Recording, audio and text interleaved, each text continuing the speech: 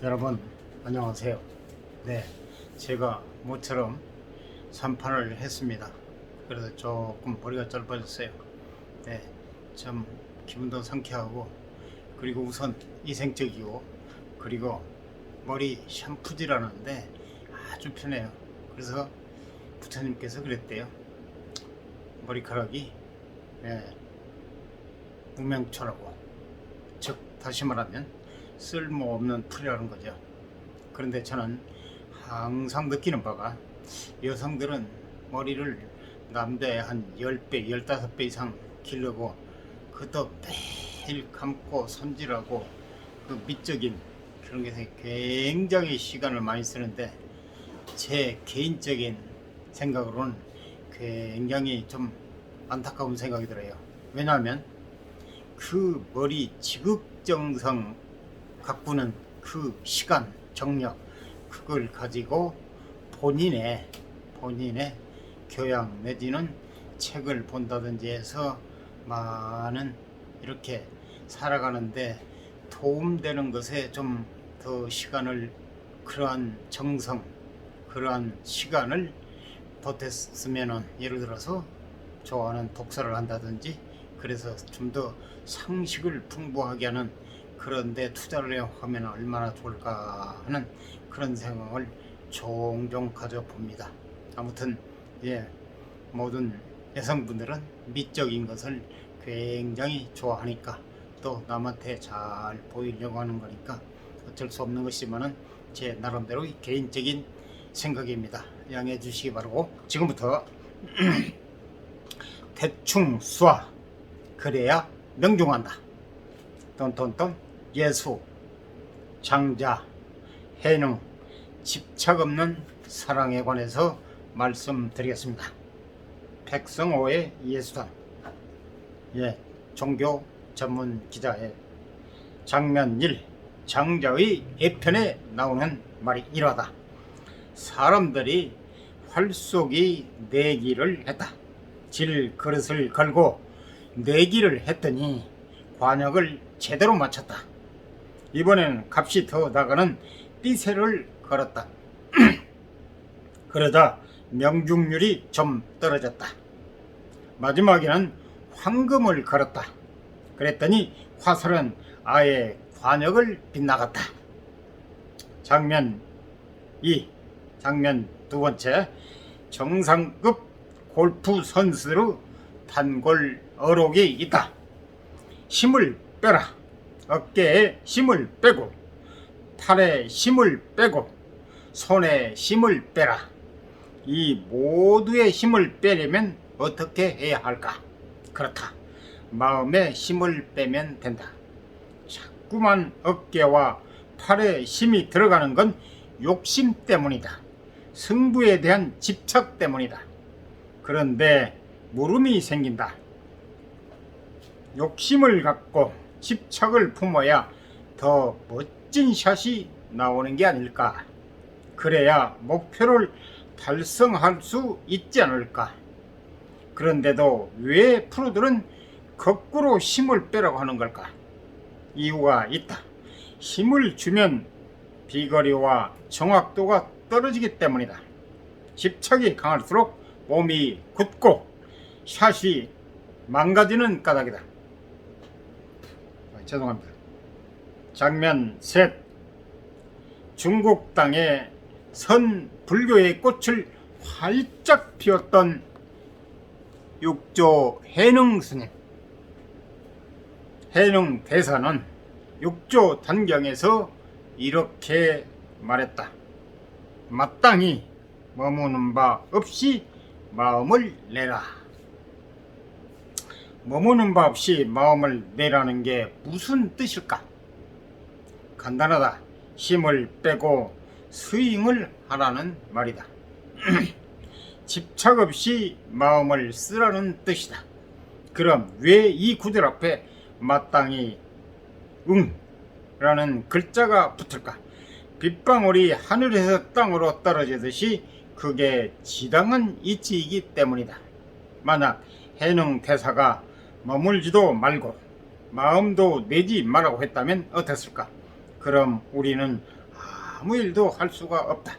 요즘도 수행은 고요한 상태만 유지하는 것이라고 오해하는 사람들이 있다. 만약 고요하게만 있고 스윙을 하지 않으면 어찌 될까? 우리는 일상의 삶을 꾸려갈 수가 없게 된다. 예수가 말한 행복은 일회용 반창고가 아니다. 해가 하늘 높이 올랐다. 이스라엘은 겨울에 비가 많이 내린다. 그래서인지 갈릴리 호수 주변도 초록이 무성했다. 수년 전 여름에 왔을 때보다 더욱 푸르렀다. 햇볕은 따사했다. 한국으로 치면 봄볕이었다. 주위에는 온갖 꽃들이 피어 있었다. 특히 노랗게 물이 져 하늘거리는 겨자꽃이 참 예뻤다.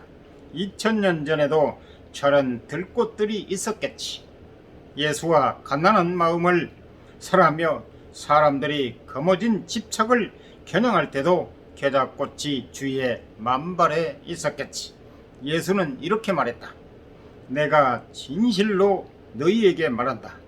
누구든지 하느님의 나라 때문에 집이나 아내, 형제나 부모나 자녀를 버린 사람은 현세에서 여러 급절로 대받을 것이고 내세에서는 영원한 생명을 받을 것이다. 누가복음 18장 29 내지 30절 가로닫고.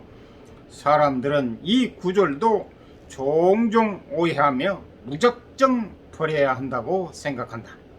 예수를 따르려면 집도 버리고 부모도 버리고 처자식도 팽개치고 따라 나서야 한다고 풀이한다. 그 대가로 천국에서 상을 받는다고 여긴다. 예수가 켜놓은 건 그런 식의 맹목적인 충성이 아니었다. 예수는 원수를 사랑하라고 했다. 그런 예수가 하물며 가족을 사랑하지 말라고 했을까? 예수가 켜놓았던 것은 가족에 대한 사랑이 아니라 가족에 대한 집착이다.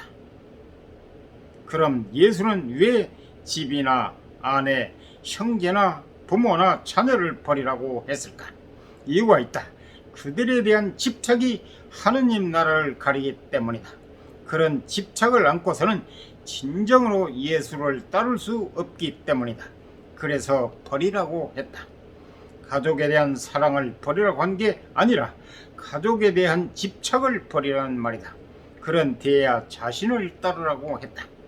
사람들은 묻는다. 어떻게 집착 없는 사랑이 가능한가? 집착이 있어야 사랑도 있는 것 아닌가? 그런데 그건 작은 사랑이다. 어찌 보면 사랑의 가면을 쓴 욕망이다. 예수는 큰 사랑을 말한다. 예를 들어 우리는 종종 사랑이란 이름으로 자신이 집착하는 바를 자식에게 강요한다. 주위를 둘러보면 쉽게 알 수 있다. 그 결과는 되게 좋지 않다. 반면 자식을 지혜롭게 키우는 이들은 다르다. 그들은 집착을 내려놓고 사랑으로 대한다. 집착 없는 사랑이다. 그게 해능 대사가 말한 머무는 바 없이 마음을 내는 사랑과 통한다. 마카리오이. 구약에서 하느님이 아브라함에게 자식을 바치라고 요구한 것도 같은 맥락이다. 아브라함은 말년에 아들을 얻었다. 그러니 얼마나 애지중지했을까? 그 집착이 오죽했을까? 그런 집착이 하느님 나라를 가리기라도 했을까? 하느님은 아브라함의 아킬레스건을 찔렀다. 아들을 희생 제물로 바치라고 한 것이다. 아브라함은 얼마나 황당했을까? 어린 양이 아닌 어린 자식을 번제에 바치라니 말이다. 번민을 거듭하던 아브라함은 결국 산으로 가서 아들을 향해 칼을 빼든다. 그때 신의 음성이 들린다. 우리의 마음이 무언가를 틀어지고 있을 때는 들리지 않는다. 신의 음성이 들리지 않는다. 그걸 내려놓을 때 비로소 들린다. 신의 음성이 들린다. 그러니 집착 없이 마음을 내는 이에게 하느님 나라가 드러나는 법이다. 그래서 예수는 자꾸만 강조한다. 행복하여라 마음이 간단한 사람들, 하늘나라가 그들의 것이다. 산상수훈에서 예수가 설한 행복은 깊다. 로또에 당첨됐을 때 덩달아 따라오는 얕은 행복 같은 것이 아니다. 그런 식의 사라지는 행복이 아니다. 행복하여라 마음이 간단한 사람들에서 행복은 그리스어로 마카리오이다. 잠시 작용하고 사라지는 행복과는 차원이 다른 행복이다. 마카리오이는 신의 속성을 공유할 때 피어나는 행복이다. 신의 속성은 하느님의 속성이다. 그러니 하느님의 마음이다. 그 마음 자체가 마카리오이다. 그래서 예수의 행복론은 요즘 우리 사회 여기저기서 부처되는 일회용 행복 반창과는 차원이 다르다. 내면을 향하는 눈. 팔복교회의 입구에는 칼 하이니히 블로호의 산상수훈 그림이 붙어 있었다. 그림 속 예수의 가르침을 듣는 사람들의 표정이 제각각이다. 바이아프의 남자는 두 손을 모은 채 마음을 연다. 그는 예수의 얼굴을 뚫어지라 쳐다보며 설교에 집중한다. 그의 왼편에 앉은 여인은 깍지 낀 손을 이마에 댄 채 눈을 감았다. 예수의 메시지가 이미 그녀의 가슴을 찔렀기 때문이다. 가장 맑은 얼굴로 예수의 메시지를 듣는 이는 여인 뒤에 선 어린 아이다. 반면 바위 뒤편의 나이 지긋한 남자는 팔짱을 낀 채 예수를 노려본다. 유대의 율법과 너무나 다른 산상수훈이 아무래도 마음에 들지 않는 듯 보인다. 여인의 눈은 내면을 향하고 남자의 눈은 바깥을 향한다. 2000년 전에도 그랬고 지금도 그렇다. 누구의 눈은 안을 향하고 누구의 눈은 밖을 향한다. 예수가 우리에게 묻는다. 너희 눈은 어디를 향하고 있는가? 이상 도움이 되셨으면 구독, 좋아요, 알람 꾹 눌러주세요.